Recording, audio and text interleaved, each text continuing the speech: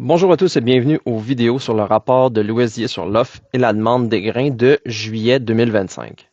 Ce rapport a été légèrement haussier pour le maïs et le blé faiblement baissier pour le soya.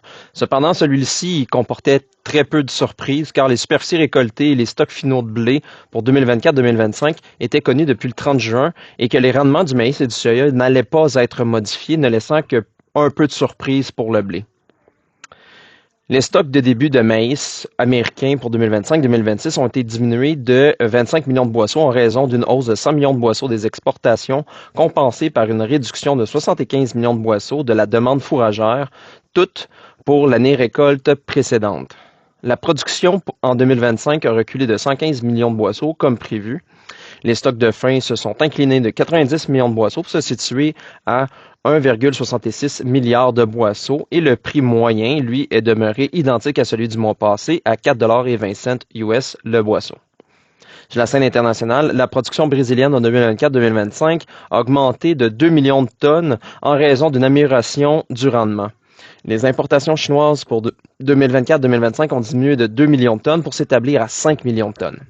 Les stocks de fin mondiaux pour 2025-2026 ont été réduits de 3,16 millions de tonnes. La production de soya aux États-Unis a diminué de 5 millions de boisseaux comme prévu. La demande pour la trituration s'est accrue de 50 millions de boisseaux en raison de changements réglementaires à l'Agence de la protection de l'environnement aux États-Unis. Les exportations ont été abaissées de 70 millions de boisseaux en raison d'une plus grande consommation intérieure et d'une plus grande compétitivité provenant du Brésil, de l'Argentine et de l'Ukraine. Les stocks ont été relevés de 15 millions de boisseaux pour les porter à 310 millions de boisseaux et le prix moyen a fléchi de 15 cents US le boisseau pour se situer à 10,10 US le boisseau. Sur l'échiquier mondial, la production argentine en 2024-2025 s'est accrue de 0,9 millions de tonnes, augmentant les exportations de 1,9 million de tonnes au détriment de celles du Brésil qui ont été abaissées de 2,4 millions de tonnes. Les importations chinoises en 2024-2025 ont diminué de 1,5 million de tonnes pour se situer à 106,5 millions de tonnes. Les stocks de fin mondiaux pour 2025-2026 se sont élevés de 0,77 millions de tonnes.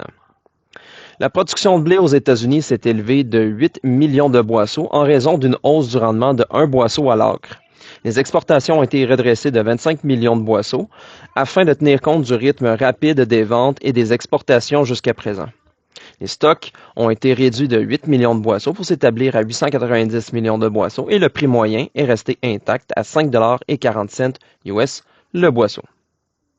La production mondiale de blé n'a presque pas bougé alors que les modifications ont été nombreuses. L'USDA a abaissé les récoltes de 1 million de tonnes au Canada, de 1 million de tonnes en Ukraine et de 0,5 million de tonnes au Moyen-Orient, tandis qu'il les a augmentées de 1 million de tonnes au Kazakhstan, de 0,7 million de tonnes en Union européenne et de 0,5 million de tonnes en Russie. Les importations ont été réduites de 3 millions de tonnes en Union européenne en raison d'une diminution avec des échanges commerciaux avec l'Ukraine. Les stocks mondiaux ont alors fléchi de 1,24 million de tonnes. Ce fut un aperçu du rapport de l'USDA. J'espère que cela vous a plu.